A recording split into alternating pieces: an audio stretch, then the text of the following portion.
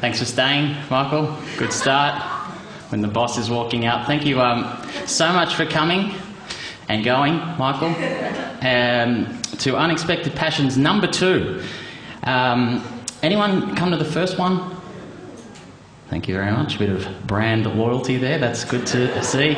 Thank you to the Wheeler Centre for not axing us after number 1, and we're officially an institution in the Wheeler Centre calendar. 1 month ago I sat here with Kate Langbrook and Adam Zwar and absolutely doubting the idea of having 2 talented people with me and kind of not talking to them about the stuff that they're good at. But Kate and Adam were fantastic, and once again tonight we'll test the wisdom of this decision, but I'm happy to test it because I was thinking, do I really want to talk to David Bridie about being one of this country's best and most respected singer-songwriters, or do I really want to talk to Noni Hazlehurst about being an icon? To me, it makes perfect sense to talk about things that they love and that they do for free, so it makes perfect sense to talk to Dave Bridie about his passion for suburban cricket, and perfect sense to talk to Noni about gardening. So I'll have a chat with Dave Bridie first. Noni will join us, and then of course at the end, if you'd like to, if you've got anything you want to talk about, that's fine as well.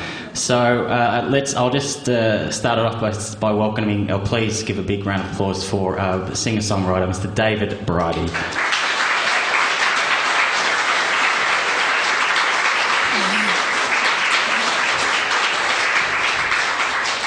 I feel I can't move with this thing. Anyway, Dave, thank you so much. Guest number 3. What do you think of the concept? Oh, well, you know, batting at number 3, it's okay, you know, in chapel. I should ask, though, singer-songwriter, which one do you actually prefer? Why don't you just pick one? What is this? It seems, you know... I'm not sure I came up with the term, but yeah, it's... How do you describe yourself? I think everyone's sort of... The real defining moment is when you're at an airport and they has occupation. And so... But I guess they're kind of looking for dodginess, and when you put musician down, you're kind of saying, are they going to search me for drugs? And but yeah, it's musician.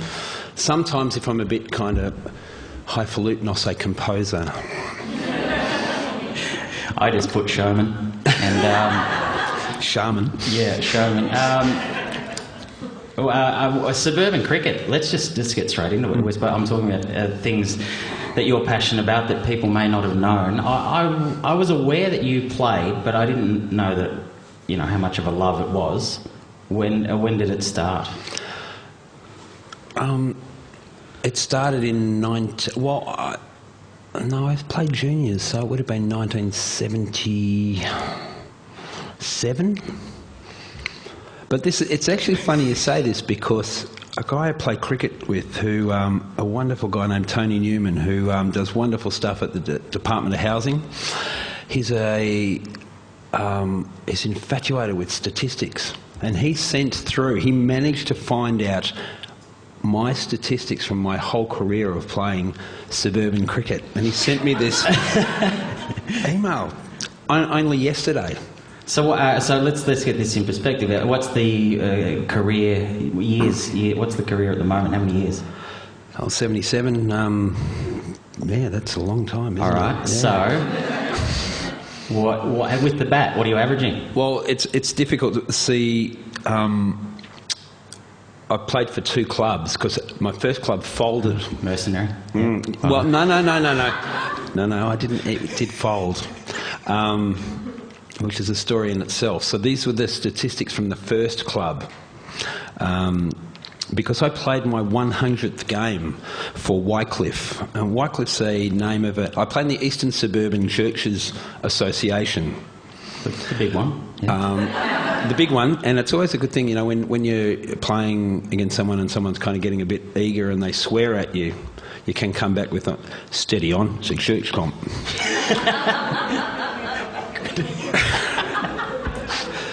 We'll maybe get to the vagaries of sledging a bit later. But so I played for Wycliffe, which I think it's a church of sorts. Wycliffe Uniting I think more like Uniting Church than West Ham United or Manchester United. But and before that, I played for St Columbus.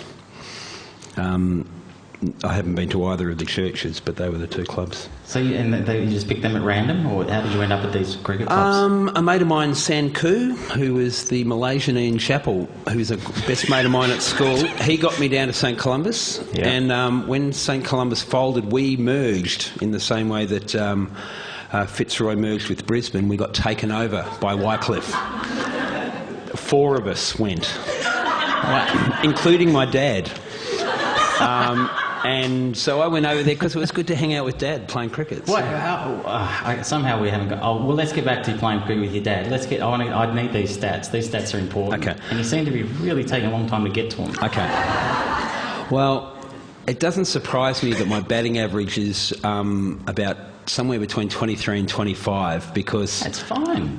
It's good, yeah. But I'm hitting the ball really, really well, and then I either get bored, or when I was smoking, I ran out of breath, or I don't have great concentration skills. But the amount of times I would be on 20 and going, yep, no, I'm seeing him really well now, I'm going to make a 50, and then get really cocky and do something stupid. It happens all the time. So that was for which team was that? I think for both clubs, my average was probably exactly the same. And you bowl as well? Yes, I'm a better batsman than a bowler, but I was surprised to see that I had 97 wickets for St Columbus. And actually this year, and I just turned 50, I'm pretty proud to say that this has been my best bowling year ever. I've had 17 wickets this year in the one season. That's interesting because cricket...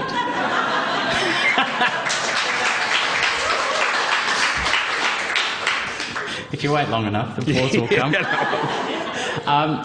If you've only taken 97 in your 20, 30-year career, you've hit a purple patch. And cricket, much like a lot of sport, seems to be very unforgiving as you get older. And yet, how have you kept fresh, Dave? You keep dropping down a grade. So I'm playing with the. Actually, I did play mostly with the thirds, but I really like playing with the fourths. It's good. Dare I ask what form of bowl are you? A spinner or? I used to be medium fast, probably more medium than fast. I'm kind of tallish, so I can get the ball to kick off a length if I hit the seam right. Now I just come off a few steps, and you know how Shane Warne kind of looks at the batsman like he's done them in, even if he hasn't. Yeah. That's about the one thing I have in common with Shane Warne with my bowling. So there's an undoubted psychological aspect to your bowling. Oh, you do learn stuff. You do learn. The older you get, you learn stuff. So you guile. There's a bit of guile in there. Although. As the pace drops, the guile goes up. Last year we played in the semi-final against this side that was led by one South African captain with a full-on Afrikaner accent and 10 Sri Lankan guys. So I took out any sledging against him for being a South African there and then.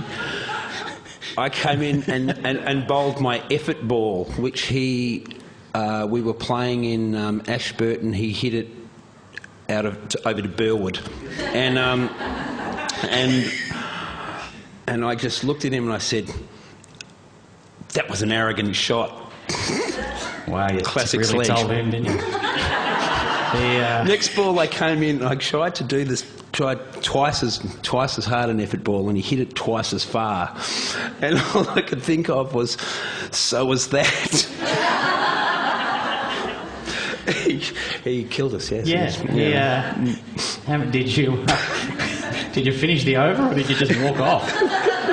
I wish I could have walked off, but no, we had a laugh about it. Are you playing this summer just gone? Did you play? Yes, I did play, and I actually played more games this year because of it fits around touring. But every year I can't play in the semi-finals because I'm either playing at Womadelaide or at the Port Fairy Festival, and that's always on the long weekend where the semi-final is. So I missed out on the semi-final this year, which was not fortunate, but I did play a fair amount of games this year. Well, the life of a rock star, Dave. How does it? Obviously, lots of weekend gigs. So how has that played out with cricket being obviously predominantly a Saturday and Sunday game? It's not. No, really, no, it tends to be Saturdays except for those finals that are on the Labor Day Monday. But yeah, no, I probably only play 40% of the games every year. But it's I do a lot of work in the studio with film soundtrack stuff, which is pretty sedentary. So I actually really enjoy. I actually really like just standing on an oval and staring at gum trees. It's the one time I get out in the sun and can just, and it's daggy and it's, I mean, C grade and D grade. It's mostly low key. It sometimes gets a little bit excited. They can be. I can imagine though that one of the things I don't think is that attractive is, for instance, being in the field all day. So that's if you've spent your Saturday fielding at fine leg just in the sun. But you seem to not have had that many days where you thought, wow, that was a massive waste of time. Oh no! Look, the last 4 years, as I'm getting older, because they're playing more one-day games now, but the two-day game, when the other side belts you all around, after 4 o'clock, you really start to feel it. Your lower back and your legs, and that's the. Apparently we're competing with is it a pro-Palestinian march? I'll get Sebastian to go out and tell him to keep it down with him, mate.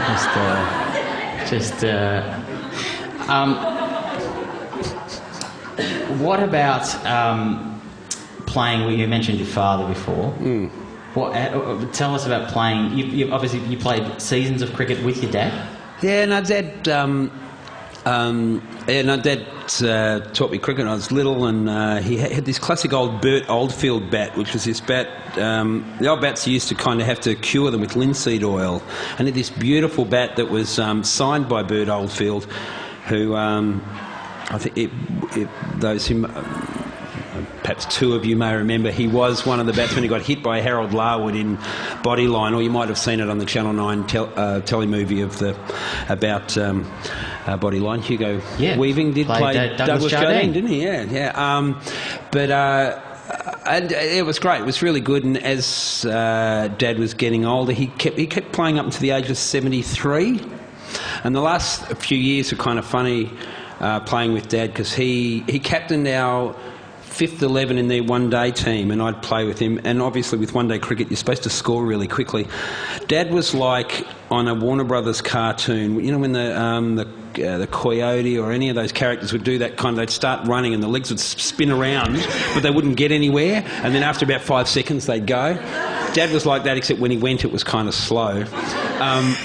He played the most poetic late cut. He had a really deft late cut. That was his best thing. But he couldn't run. And in one-day cricket, and he opened the batting, and he was actually quite good. They could never get him out. And so there was always this frustration with everybody in the side that we're not scoring enough runs, but respect for the old man.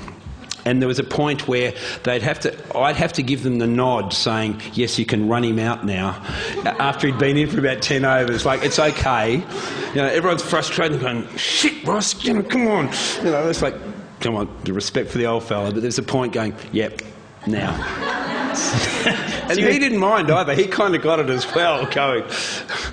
He'd make he'd bat for 10 over, or 15 overs and make 7.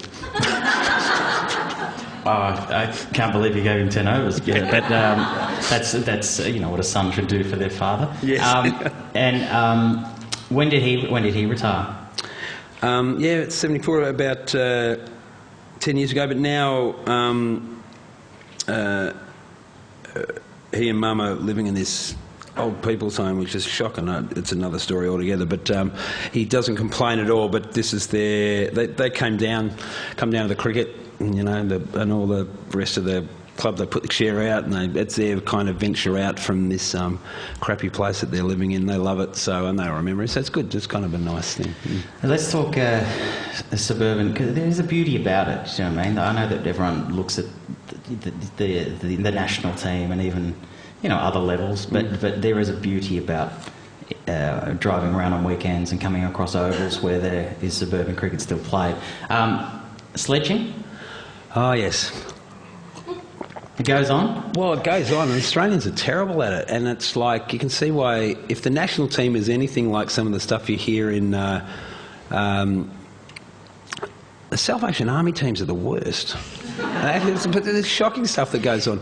But it has got better. It has got better. It used to be... when I was a kid, there used to be crappy stuff, a lot of racism stuff, but that doesn't happen anymore. But yeah, people get a bit excited, although the captain of my side has learned, he's quite good at it. His way of sledging is to talk about the dinner he had the night before. He makes wines, so he can also talk about wines, but he's like a cooking show, and it slips. So you feel it slips? Yeah, so or in the gully. I feel normally in the gully, but Alistair will have these great conversations and talking about the dal that he ate last night, and it was just so aromatic and everything. And the batsman will get really annoyed with him that he wasn't taking the game seriously, and it was the best sledge possible because. And he would milk it to the end. He'd just ramp it up. He'd just keep going. And then,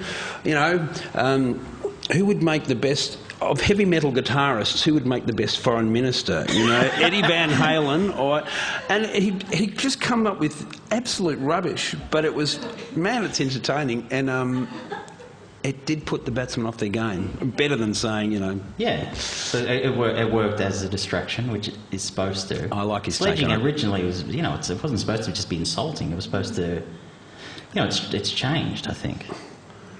I think, wasn't there... I think it was Fred Truman who was playing. He was pretty good, Fred Truman from Yorkshire, who was bowling, and Colin Cowdery was fielding in slips. And as my father actually told me this story, it's probably not even that funny anymore, but it was like the batsman snicked it and went through Colin Cowdery's legs, fielding in slips. And Colin Cowdery said, "Sorry, Fred, I should have kept my legs together." And Fred said, "No, it was a mother that should have kept her legs together." So wow. That's way back in when? That would have been the 60s, wouldn't it? Still controversial? It is still too. Colin Cowdery, of course, was at the age of 44, came out to play against Lillian Thompson. Lillian Thompson. Without a helmet? Good quite decision. pudgy too. Yeah. He did well. The reasons that you started playing... Are they still constant today as a 50-year-old as opposed to a man in his 20s for the same reasons? Andrew Castle, who played in My Friendly Chocolate Cake, does lawn bowling and at the Thornbury Bowling Club. And he loves it. He reckons it's really good. But I think cricket's a game that you can actually play until you're older.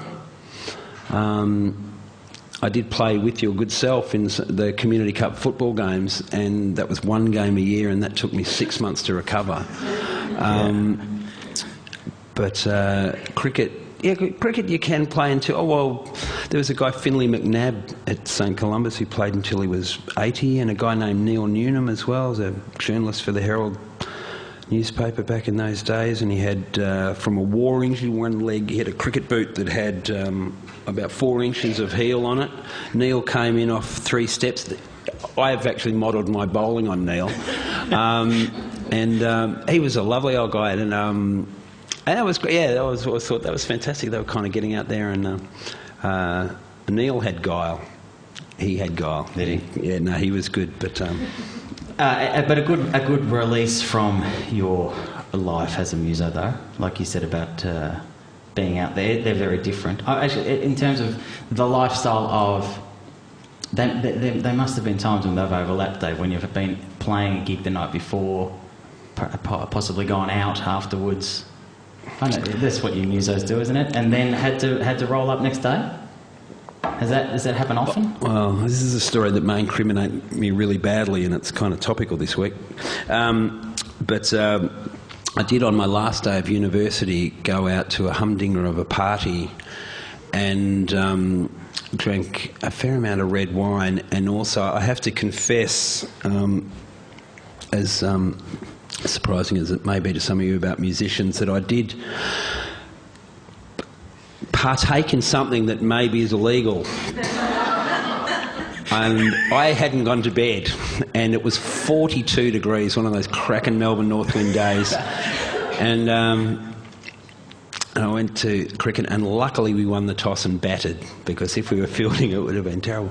And I went out to bat at fourth drop, and I'm feeling really ordinary, and it's really hot, and I'm thinking, there's no way known I'm going to be able to last here very long. So I just thought, I'm just going to try and smack him and not have to run and hope the ball goes to the boundary. And after a couple of overs, a bit like Ben Cousins in that grand final for the West Coast, I just had the eye for it. I was seeing the ball as big as a basketball, and I made my first century ever. And I felt really guilty when everyone's coming up congratulating me. I was feeling like Ben Johnson. I thought, it's only a matter of time before they... I don't know whether they do blood tests in C3, but... And I did make another 100 about 5 years later. I was so relieved, because I thought I'd been... Wind assisted, I think, was the phrase that comes to mind. But, so that, the one 5 years later put you at ease. You could actually do it on your own. That's nice. Yes, luckily. But boy, on that day, I was playing shots I'd never played before in my life. I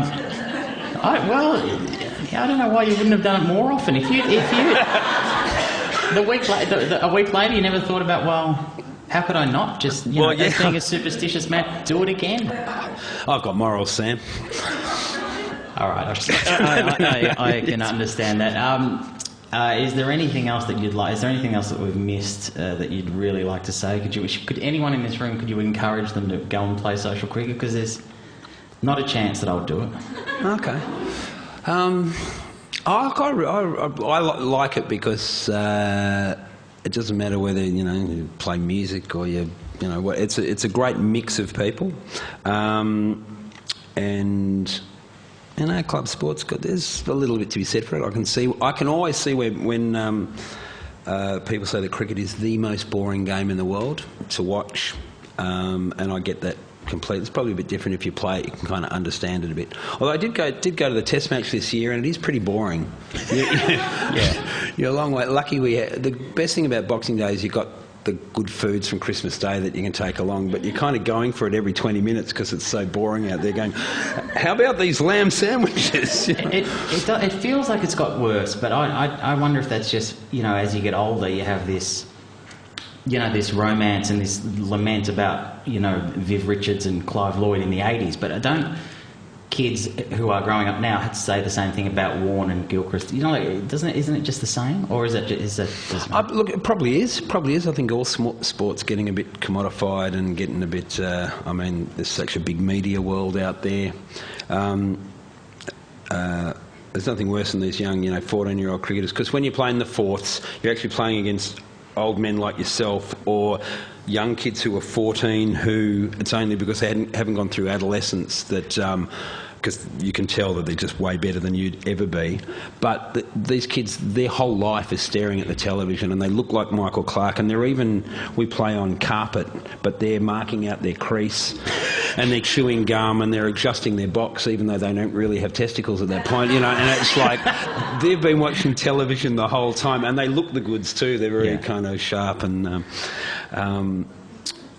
they irritate you, but they end up smacking you around all afternoon too, because they are just so obsessed. They are the young Michael Clarks, and you look at a guy like Michael Clarke, who probably would have absolutely no social skills at all outside of cricket, but he is a great cricketer. There's nothing else that he... I'd love to disagree with you, but I can't come in and say his press conferences after a game are absolutely brutal. But what are you going to do? They ask him the same question. Hey, time has flown, so let's just thank Mr. David Bridie, everyone. Mate. And now you do the great showbiz thing where you go over to the next seat as I just introduce a star of stage and screen and radio. Of course, it makes complete sense to have her here tonight to talk about gardening. Ladies and gentlemen, Miss Noni Hazlehurst.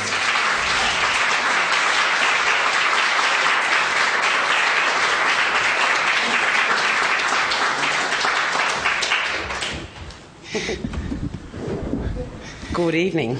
Noni. It's like a real Tonight Show. Kissing you and... Yes, move cool. across. Got the pro-Palestinian rally as my sidekick out there. Right. They'll be... Oh, I thought that was my fan club. Damn.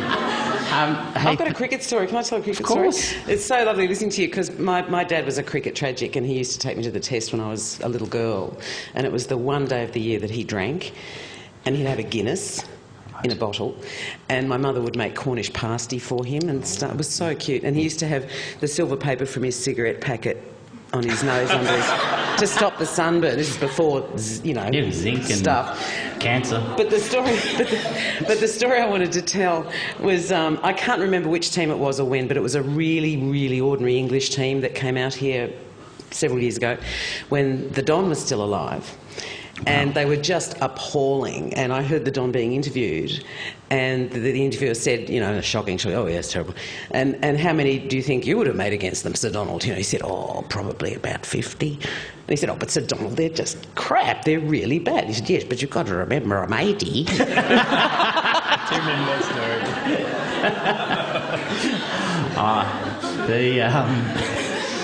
The Don probably still would have picked right up until the end. Yeah. Noni, I really want to thank you. The last time we were here, we met for the first time on this very stage. It was auspicious. It was. It was for an event called Unaccustomed as I Am. And we were. Yes, we were. where there was 5 or 6 people chosen in the Wisdom by the Wheeler Centre to give a speech, a great speech from the past. And of course, Julian Burnside gave the Gettysburg address, and you were magnificent as were giving Keating's Redfern address. It was great. It was. I'll stop there. What did you do, Sam? Tell them what you did. Well, I did Julia Roberts' speech to Hugh Grant in the bookstore in the movie Notting Hill, with no attempt at characterisation whatsoever. It's kind of spooky. Yeah, look, I'm pretty sure everyone in the room regretted by the end of it, but you brought it back beautifully with the Redfern speech, which we were speaking backstage. Dave, you made a comment too. Keating there's revisionist history going on about how he delivered it, Noni. Well, he's like the Labor politicians today. He couldn't sell a heater to an Eskimo. But, you know, I think... look, Keating was so... I'll never forget him in Parliament. I don't know what it was about, but he went... at the opposition. I'd love to see Julia have a go at some of that. That'd be really good. He did call John Hewson a shiver looking for a spine to run up, which I thought was great. A highlight, the DVD highlights of Keating in Parliament would be unbelievable. But Noni, yes, why gardening? Why not gardening? Gardening is a wonderful meditation. It has results. You can grow things that smell nice and taste nice. You can get snake frights and tick bites. I'm rhyming.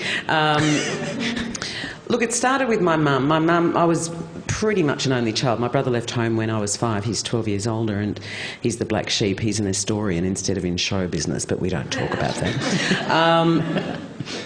And so my mother, being who didn't go out to work when I was young, was very much focused on me and very much cotton-wooled me, whatever you call it.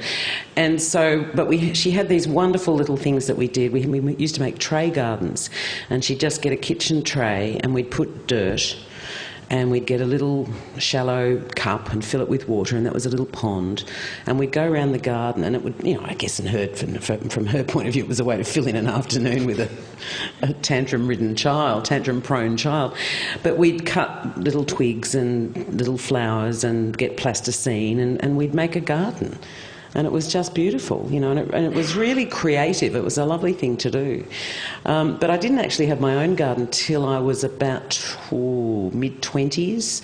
And being an actor, I wanted to buy a property, and the only thing I could afford was 2.5 hours out of Sydney in Blackheath in the Blue Mountains. And I bought this beautiful old tiny, sort of about as big as this stage, little cottage backing onto the railway line every time a train went past, including the coal trains. But it had about a 1/4 acre garden, and I just loved it so much. A bit like you were saying, David, you know, standing watching gum trees. It's just such a rewarding thing to do. And I've always found that I take great solace from nature, and I've tried to make my kids do the same thing. But I remember once I had this boyfriend who was incredibly cerebral and intellectual, and was always trying to sort of argue the point of everything, you know. And we were in Lang Road in Centennial Park, just opposite the gardens there, Centennial Gardens, whatever it's called. And he was going on and on and on and on. I think his uncle was the age editor or something, Burns. And he was going on and on and on. And there were these two beautiful parrots in a tree just next to him. I said, can you just shut up for a minute? I went, what? I said, just look. What? I'm going, how can you carry on when they're sitting there? Oh, yeah, anyway. But with my kids, I've relentlessly tried to sort of say, look at that, isn't that beautiful? And smell this, and how divine. And they'd go, oh, yeah, right, whatever. But I took them to Queenstown, because it was cheaper than going to Falls Creek, and they both love skiing, and I can't ski, but, you know, that was their big treat. Took them to New Zealand because it was cheaper than Victoria. And we were going up the mountain to drop them off for skiing, and my then 12-year-old said, isn't this scenery magnificent? I mean, yes. Ways of seeing. You've got to tell them to look, because they won't look unless you tell them. How was the time between with your mother in the garden and then the first house? Did you, during those early 20s, did you always think that, oh, no, I really want a garden and this is where I... No, it didn't really occur to me through school and university. You know, a bit like you, the grass meant something different then, and I think it really wasn't until I had this place of my own, and I realised that, because it was an old, established, neglected garden, and I just loved bringing it back to life. So I've made a bit of a habit of buying properties with old, neglected gardens, and all very low maintenance properties, and rapidly making them high maintenance. By overplanting madly. But then I also discovered, you know, vegetable gardens and herb gardens, and I talk to plants, you know, I really do. What do you say to them? I say that's Sampang. What a wanker. No, I say if I want to encourage them, well, I'll go back. I tend to go to like Kmart garden shops and Bunnings garden departments and go to the throwing out pile where they're throwing out these plants that are really looking a bit sick, and they're $1 each and $2 each. And if I think they've got a spark of life, I'll rescue them and take them home and nurse them back to life. It's like buying greyhounds. Yes. It's greyhounds as your pet. That's right. Yeah, but my question is, how are the plants in the care of Bunnings and Mitre 10 and Kmart end up in bad shape? Is that weird? I think they're just sort of the runts of the litter, probably. You know, just going back to the greyhound analogy. But I think sometimes they're just neglected. They're in the corner, or you know, whatever, and they want to make way for a new pile, or they've bloomed, right? And they can't. You know, they're not going to keep them till they bloom again in 12 months' time. So. Okay. Cyclamen is very good like that, because cyclamen, if you plant out a cyclamen, it will come back. A lot of people get cyclamen in pots. Here I go, more tips than a tin of asparagus. A lot of people get cyclamen in pots and think they're over once they've finished flowering, but no. Plant the bulbs out in a really cold spot, or just keep the pots in a cold spot. They hate heat, and they'll come back next year. I love it. I love listening to this. I've got a question though. How do you decide between flowers or fruit and vegetable and herbs? How do you make that decision, Noni? You buy an acre. You don't have to make the choice. And divide it up? Do you favour one or the other? I ask the hard questions on this panel. I couldn't make a decision. Because I love flowers and I love growing vegetables, because there's such a sense of achievement when you know, not that anyone else in the family cares, but look at my zucchini. You know? Yeah. They go, yeah, I don't like zucchini. Okay. Do you do the thing when you serve up the zucchini and go, these are from the garden, and everyone's going, yeah, whatever. Of course I do. Yeah. Or I'll have more herbs than lettuce in the salad, and they'll go, oh, there goes the family. But I also love flowers. I love fragrant flowers particularly, and my permanent property is in Mount Tamborine in Queensland. I don't know if any of you know it, but the Gold Coast hinterland, and it's got this bright red volcanic soil. You can always tell our cricket teams because their whites are red. stuff just grows while you look at it, because it's rainforest. It's the only rainforest south of Cairns, I think, the only native rainforest. And I took a whole lot of plants, pot plants from the Blue Mountains up there. How desperate am I taking pot plants from the Blue Mountains to Queensland? And they got there and they just went, oh, thank you. And they just went whack. Just went berserk in the humidity and the water. And I've got begonias that are sort of 20 feet high. And it's...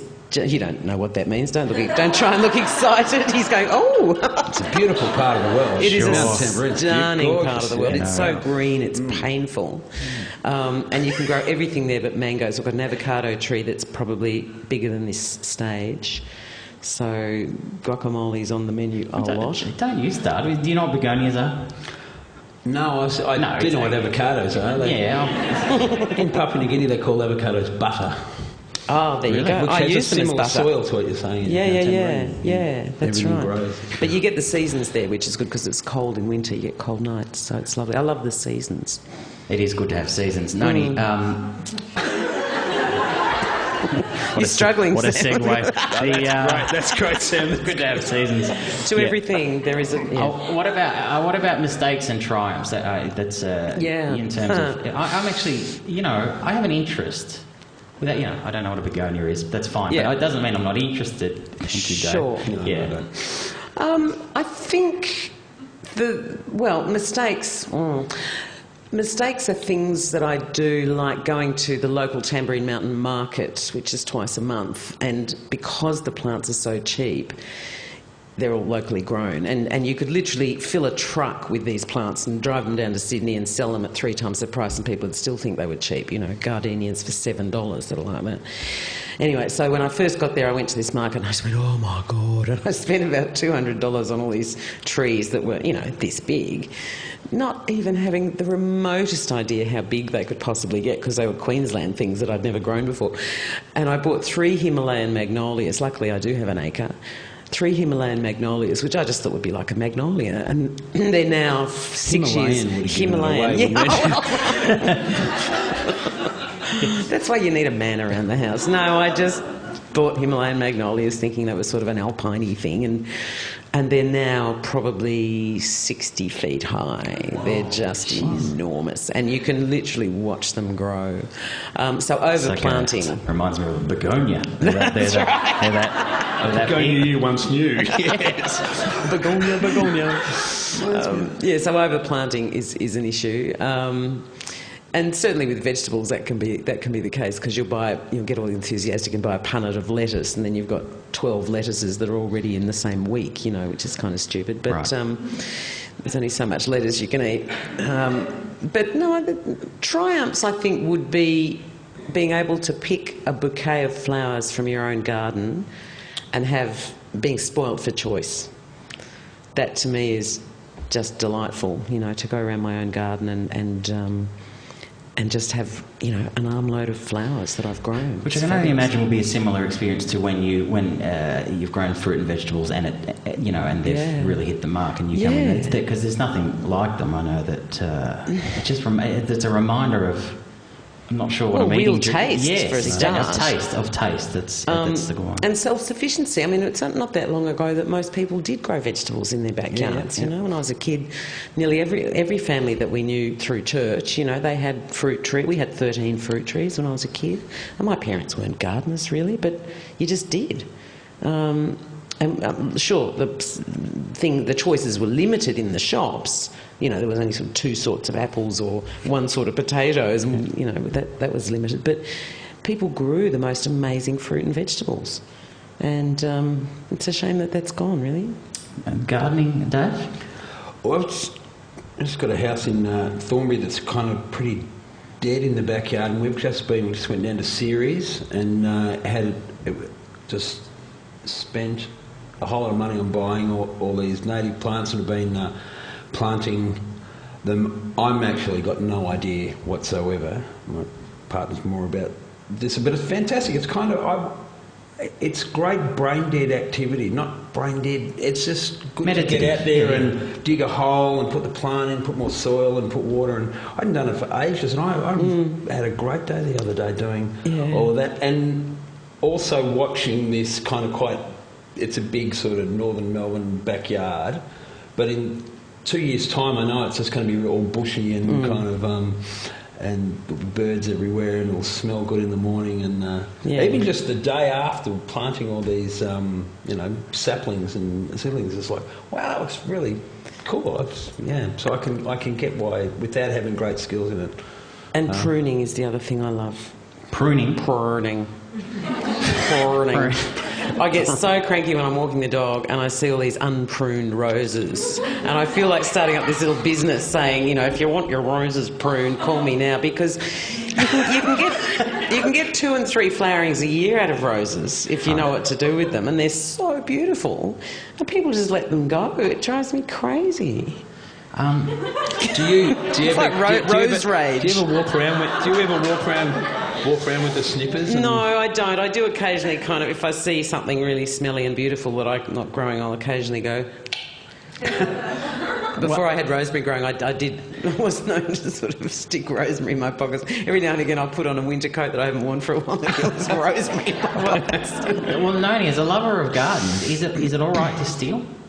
If they're overhanging the fence, I reckon it's fair game. Right. That's illegal. That's a legal thing. I reckon that's fair. If they're not going to prune their stuff, I mean, yeah, sure. Yeah, they should be punished. They should be punished. Yeah. Definitely. Herbs versus flowers, though. Herbs, I know that someone in my street, there's just a rosemary bush that is...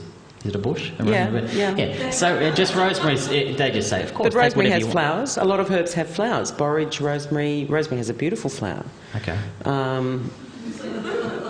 Sorry, I didn't mean to sound. No, I'm going to. Intimidating. It's quite communal. They say take as much as you want. We're not going to use this. But with flowers, I would have thought there'd be a difference. People can guard their flowers quite jealously. Yeah. Look, herbs are beautiful. Most herbs look really lovely when they're growing, and if you can coax them into life. But I grew this. I had this special herb garden built just outside my kitchen window, up on sort of legs at Mount Tambourine, thinking I could just lean through and pick the herbs through the kitchen window. But I hadn't factored in what a short ass I am. So I couldn't. So I had to go. It's ridiculous. I did have the image of this. Not quite like that. Didn't quite have a no. I will say that pretty soon we will throw it open to anyone who's got a question for Dave or Noni. So have them ready, and the microphone will come around. I'll just broaden it out a bit, Noni. Of course, we decided on gardening for you. You decided on gardening. Yeah, yes. I did decide on gardening. You know what?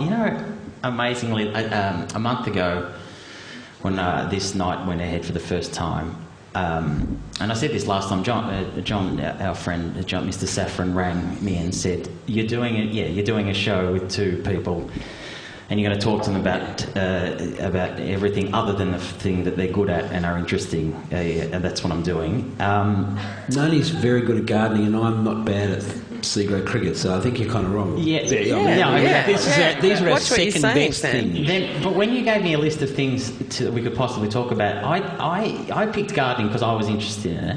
But I didn't know about the. I'm sorry, I didn't know about your Better Homes and Garden show that you.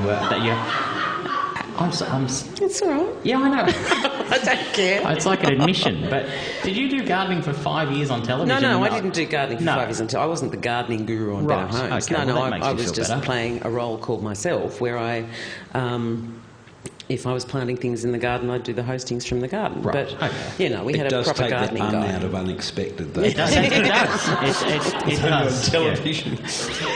Well, you could be forgiven for thinking that I was pretending to be passionate about gardening for 10 years on a top-rating show that won 5 Lokies, but hey. Where were you? I don't know where playing cricket. I tell you. Ladies and gentlemen, Logie winner, Noni Hazlehurst. We could have chosen other things, though. Yeah, well, I'm sure. What else did you think about when Sam said... What did I put on the list? Home birth? Why didn't you pick that, Sam?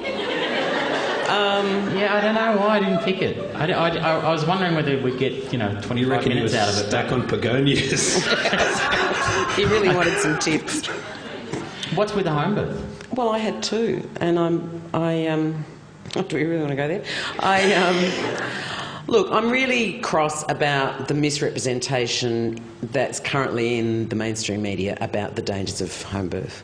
And I think in general that most home birth mothers are better informed than the average mother who goes to the doctor and says, when can you book me in for an elective caesarean? 1 in 10 elective caesarean babies end up in neonatal intensive care.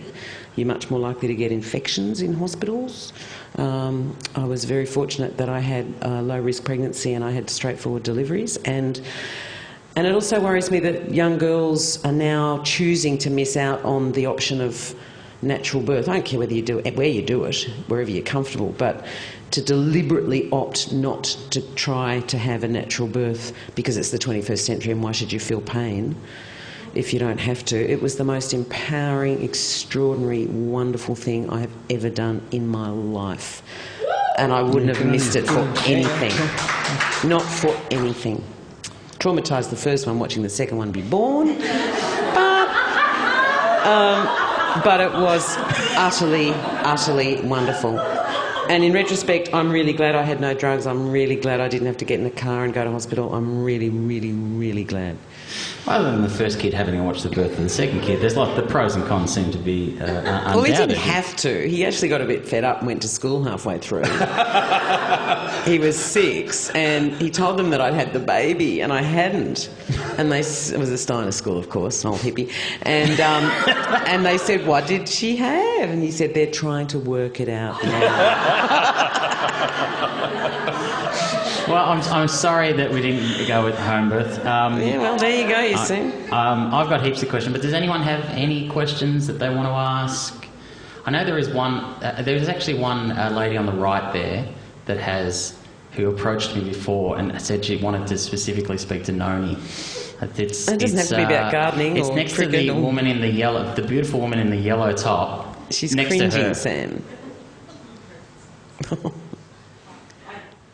Yes. Oh, I didn't approach Sam before. He's just lying. I know him already. It's a little bit of theatre that sometimes goes on up here, but that's all right. We can keep pro-Palestinian. The thing is, actually, anyway, go. Do you know what's interesting, Noni? I actually learned English from you because I came to Australia when you were on Playschool. Yeah. I was young, like I wasn't, when I was 5, and. Actually, Sam, you'll find this interesting because Sam always tells me that I speak in a weird way and he always insults me about that kind of thing. And I remember that I actually thought that incy-wincy was the same as small and you could just use one word or the other. So I used to always say incy-wincy for things, but it was because of you and incy-wincy spider. So there you go. Well, there you go. Well, I've actually that's not a question. You didn't say, but that wasn't a question. I was never going to ask one. You made it up anyway. Make Q&A for this night any different to any other night here at the Wheeler Centre? I've got a Noni on Playschool story too as well, because I used to work out in Greensborough at this community residential unit with these 5 fantastic boys who were aged 13 to 16, had mild intellectual disabilities, so Down syndrome and cerebral palsy, which isn't an intellectual disability, but that's another topic. And at the time, and rightfully so, it was all about normalisation, that, if you're 15, you do 15-year-old activities. But a couple of the guys had this thing for you on watching Playschool, and I loved it because I was getting paid all of $6.93 an hour to be able to sit down and watch a Playschool with these guys in the morning. But a debate came up in the staff meeting about whether I was encouraging age-inappropriate activity. And I was going, come on, it's Noni, it's great, And they were learning stuff, and it was this big debate, but it was... How sweet. Aaron Stewart was a big fan of yours. Well, that's nice. But I had a lot of recent migrants say that they learn English adults through watching Playschool because it's very simple language, which is why it's age-appropriate for preschool children. And it's good that you still use it today. That's good. It's perfect. And I don't think there's anything odd about calling someone eensy-weensy instead of small. I think that's perfectly sweet. Playschool, how long, Noni? Didn't you watch that either? No, I 24 years, Sam. Where were you? I watched Playschool. I loved Playschool. I didn't watch it for 24 years, though, Noni. There's very few programs that I could say that I watched when I was a kid that are still on television now that I'm 50. It's pretty units. My kitchen rules is one, so that's a good one. I'm glad that stuck around. Yes. But that must have been just it's a good job, isn't it? It was the best thing I ever did. I think it taught me more about communicating than anything else I've done, and it made me understand. Well, it made me want to be an advocate for preschool children, because as an age group, people who don't have kids tend to just lump all kids together in an amorphous group, but the needs of preschool children are really different, and I don't think we look after them as a community.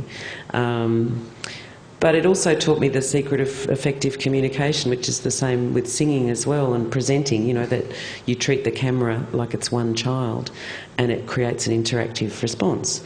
Because people who say, oh, television doesn't influence people. Well, why do they advertise if it doesn't influence people?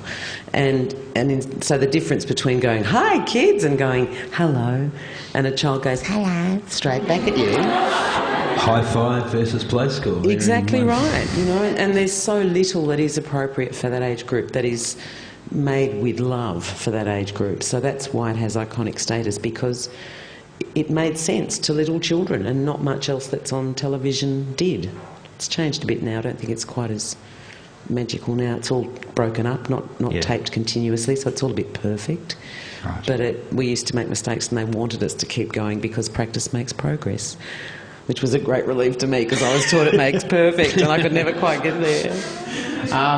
Anyone else want to talk?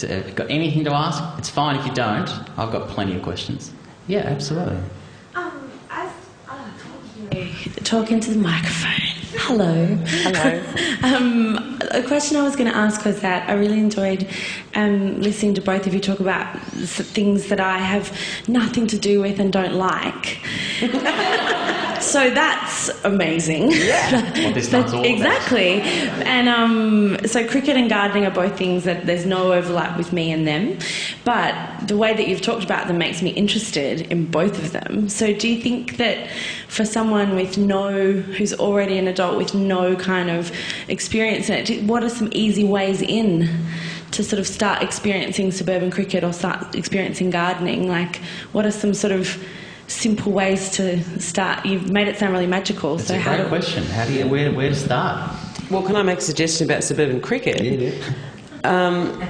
On a beautiful day when it's not too hot, and you just want something peaceful and pleasant, pack a picnic lunch, grab a couple of friends, sit under a tree, and just clap when everyone else claps. That's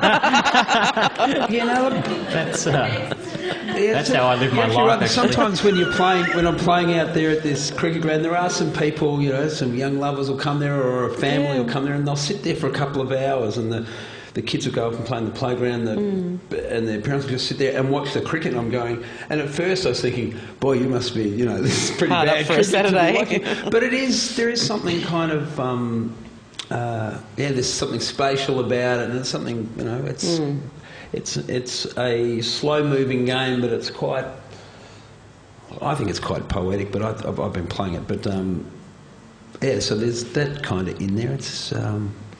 It's gentle. It is gentle, and it's free. Yes, it's free. Yeah. First plant, though, Noni, people, if you've inspired people today. Do you have a garden of any description? I do, but my dog just digs holes in it. Right. I don't dig holes in it as yet. Okay. Well, if you wanted to grow something, I would section off a little bit that was doggy-proof. I'd also try a bit of aversion therapy with some pepper spray on the dog. It's a little pet tip. Or a hose or something, but that's very naughty behaviour and shouldn't be happening. But what plants do you love? Do you love gardenias? Do you love things that smell nice? I'm a bit like Sam, I don't really Yeah, I have begonias are good. You want to they're the ones you really want to. But would you like to grow some herbs or some flowers? I just wonder what would be some bang for your buck in terms of effort. Probably herbs, I'd say. What would be most likely to keep you interested and keep you going? Oh, interested. Now you're just upsetting Noni now. That's silver beet. No, silver beet's really good. Really That's pretty much foolproof, isn't it? And it goes for a long time. And tastes delicious. Or just spinach. No, don't be like that. Silver beet's lovely. It's not a good No, it's vegetable, Noni. I'm beautiful. sorry. I hate to disagree. Well, you're not cooking it right. No. Now we're going to cooking. Or at all. Any final ones before we finish? It's fine. I'll just finish with this. You two are, thank you for just being here tonight, and thank you for all staying till the end. You're so great and respected and just magnificent at what you do. In terms of what the other one does apply to you, Dave. Any acting in the back catalogue, or presenting, or Noni does so many things. It's actually hard, but I just thought I'd go with acting. I did the soundtrack for Brand New Day, and they required an extra. And my kids recognised me in the DVD that I'm sitting there next to the most black-skinned Kimberley man, and it was winter in Melbourne, and I got up there, and I have just looked so Aryan. It was like, I'm sure they had to colour grade the film when it's on there. But I'm sitting there playing chess, and I think I even overacted that. So it's not. Not for you. Well, no. I do a lot. I've done film soundtracks for 30 years, and I'm all over the craft of it. Yeah. And I've got a lot of respect for acting, and I can pick what works for me and what I think's and how to use sound and music and texture to work with the emotion of a scene. But it's not my greatest skill. I don't think. I haven't done enough of it to. And Noni, you're a magnificent actress, but and I remember a comment you made on the red carpet of the AFI's one year. I was writing for the AFI's one year, and everyone just went to you, and you just said, "Will someone in this country write some comedy?" He was so annoyed with the industry. Well, yeah, they channel these clips through the evening, and in every clip I was crying. Yeah. Come on. Yeah. Music, though, any musically inclined at all? As I look at one of the greats of this country, anything? Yeah, I've always sung, Sam. I gotta start doing research on the Yeah, a guests little that I got up research there. wouldn't go astray, Wow. old pal. No, I actually brought out an album in the 80s, in 1991, called Shout and Whisper, which was for kids who'd sort of grown up, or one generation of kids who'd grown up with me on Playschool, and one side had kind of party songs like Shout and Do You Want to Dance and Bad Boy and stuff, and the other side was Whisper, which was sort of the lullaby side, which had some soft songs. And where did you so do that the was record? fun. ABC, through the ABC, and endless Playschool albums. But I've also sung in various plays, and I'm not a musical comedy kind of girl, although my mother would have loved me to be Julie Andrews, but I couldn't. Mine too. Yeah. But I couldn't be the sort of. No, she hasn't got any. But no, the thought of doing the same thing for 12 months. Just couldn't do it. No instrument, though. Am I right there? I play keyboard. Okay. Why would I finish on some with accuracy? We are, as always, at the Willis Centre. They finish on time here. That's what they do. Thank you to everyone who came. I'm sure you want to thank Miss Noni Hazlehurst, Mr. David Bridie.